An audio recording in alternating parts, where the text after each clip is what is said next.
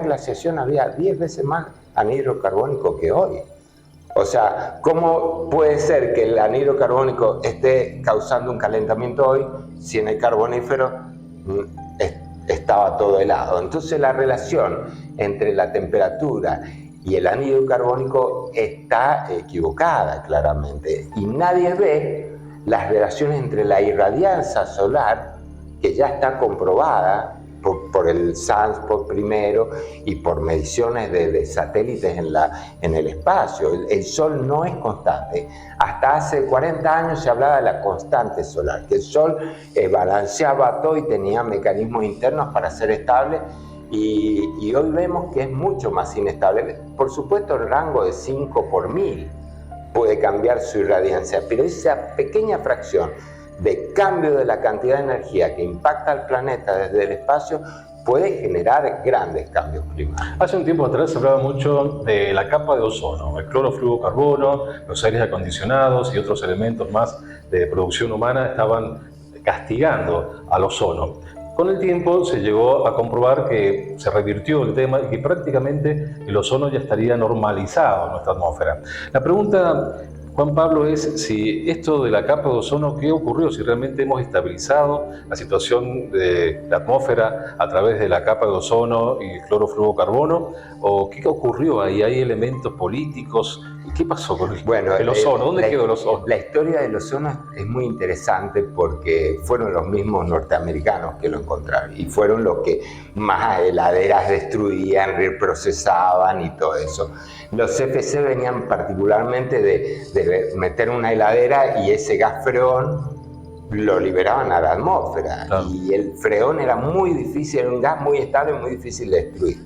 Entonces sí, generaron ellos un agujero de ozono, pero se confundió con otro agujero de ozono que se genera en la Antártida naturalmente. Entonces había un agujero de ozono en el hemisferio norte, arriba de las grandes potencias industrializadas, y había otro agujero de ozono en la Antártida que no tenía nada que ver. Yo eso lo aprendí cuando fui a este curso en año 1995 en la NASA.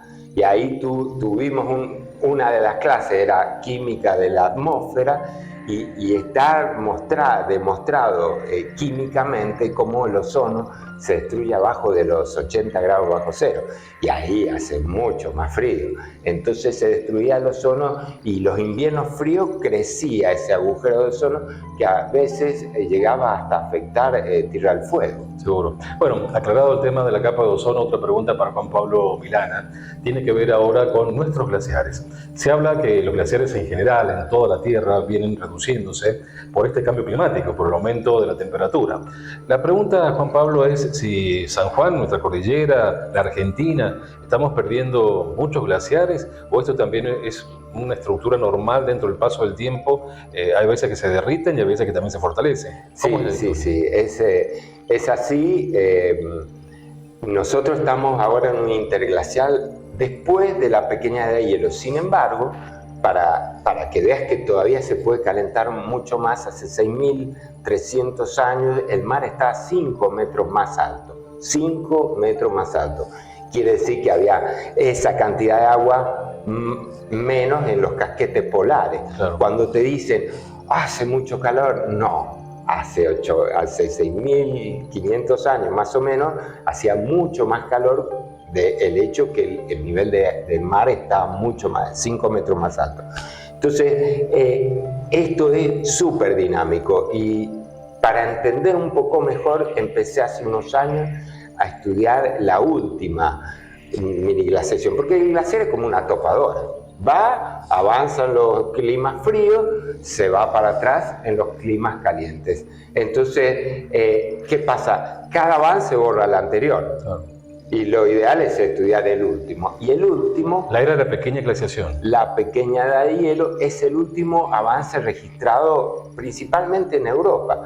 Y acá no estaba muy bien estudiado. Y hemos empezado a estudiarlo a lo largo de todos los Andes para ver el efecto de los cambios climáticos y entender un poco cómo sería un escenario de frío, que no era tanto frío. Estamos hablando de 1800, de la época que San Martín cruzó los Andes y era el apogeo de esta pequeña edad de hielo, todavía no se retiraban esos hielos. Una cordillera mucho más helada le tocó a San Martín. Sí, pero dependía mucho del lugar. En Colombia los glaciares, que hay muy pocos, eran 8 veces más grandes. O sea, perdieron un montón de masa en Colombia. En Bolivia, que también estudiamos un caso, y eso se relaciona con otros casos estudiados, los glaciares se redujeron a 1/3, o sea, de 8 veces, 3 veces. Y en San Juan, los 2 únicos casos que hemos visto, bien con estos avances bien registrados, porque después el glaciar echa agua, entonces esos registros que se llaman morenas, te los puede erosionar el agua. Entonces hay que ir y revisar cada glaciar hasta que encontrar algo que puede ser. Después sacas una muestra y lo datás. La buena noticia es que encontramos 2 glaciares acá, uno en la cuenca del río San Juan, el glaciar Italia, en el Valle del Colorado, drena el Cerro Mesa, y ese glaciar retrocedió muy poco en 200 años. 9% medimos en ese. Y encontramos otro, el Picas Negras, que está en el camino Agua Negra, que también es muy grande, y ese también retrocedió solo 9%. ¿Qué quiere decir? Que los glaciares grandes son mucho más estables en nuestro clima que en otros climas. Los chiquitos, bueno, pues viste el caso de los de Pascualama, esos estaban sentenciados a morir en 20 años, pero son más chicos. Los grandes son muy estables, entonces cuando la gente dice, ay, nos vamos a quedar sin agua, es muy difícil. 200 años de cambio climático, de calentamiento, solo perdieron un 9%. Bueno, y aprovechando la presencia acá en Evolución Humana de Juan Pablo Milana, ¿cómo no preguntarle, hablando de glaciares y el agua, si él cree, si existe la guerra del agua? ¿Existe realmente esa gran guerra internacional por el agua, que se pesa cada producto de acuerdo al agua que necesitó para ser producido artificialmente, y de allí en adelante los productos estallan en precios mucho más altos por el agua? ¿Habrá invasiones de un país al otro por el agua? No, yo te digo no, porque hoy es un tema de energía. Vos fíjate, yo trabajo en Chile y teníamos que competir los que trabajamos en tecnología de agua en la cordillera. Por ejemplo, yo estuve dirigiendo un proyecto de barreras de nieve para sacarle el agua a la nieve. Entonces, eso tenía un rédito, sumaba una cantidad de agua, en teoría, a las cuencas, porque si no se sublima la nieve, se va Entonces, competíamos por los subsidios con las desaladoras. En la tercera región nomás, solo, hay 4 estaciones desaladoras que necesitan energía. Entonces, porque agua te sobran los océanos y después la bombeas para arriba. Entonces, ese miedo de la guerra del agua, yo te diría que se terminó, que el gran cuco hoy, y lo demuestra la guerra y cómo está en Europa, que les subió casi al doble el valor de la energía, hoy lo importante es la energía, no importa de dónde venga. La guerra va a ser por la producción energética, porque con la energía solucionás eso, claro. Salvo que estés en el desierto, pero bueno, la Argentina tiene el Paraná, o sea, si nosotros necesitáramos agua, tenemos todo nuestro litoral marítimo para tener agua forever, pero hay que meterle energía, entonces tiene su impacto. La última pregunta, ¿cuál es el próximo desafío a nivel climático para el ser humano, ya como especie humana? ¿Cuál es el próximo desafío? ¿Ir controlando el consumo, prever a través de los científicos del mundo que sean asesores de los políticos también, que se vayan tomando medidas distintas, superadoras? Eso es una excelente pregunta, porque el desafío en realidad es entenderlo.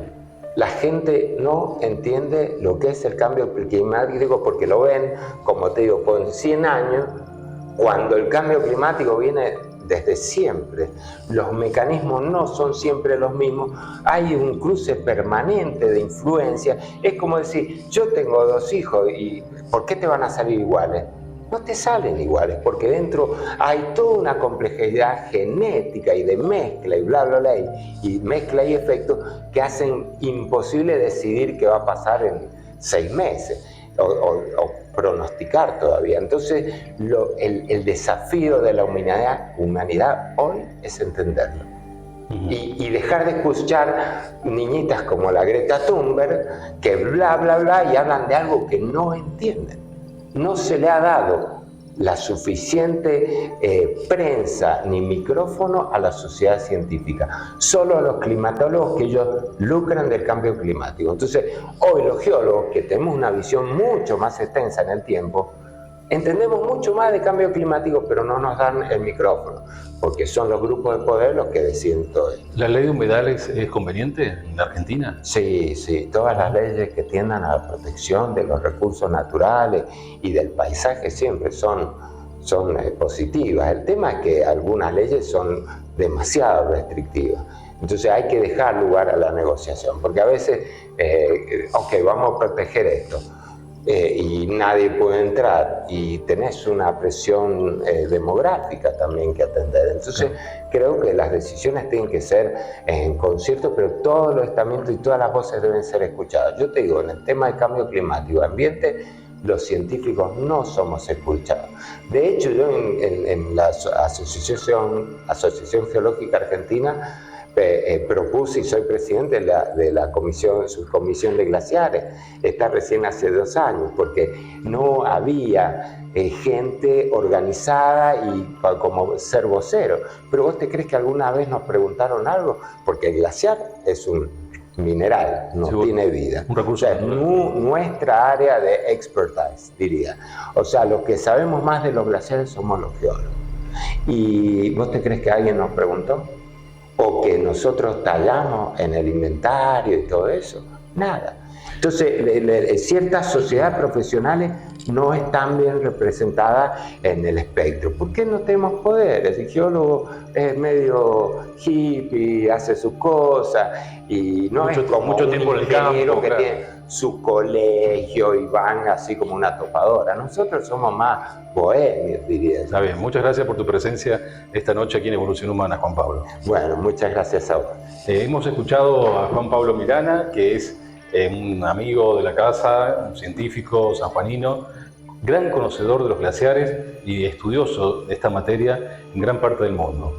Hacemos una pausa, en instantes continuamos aquí en Evolución Humana.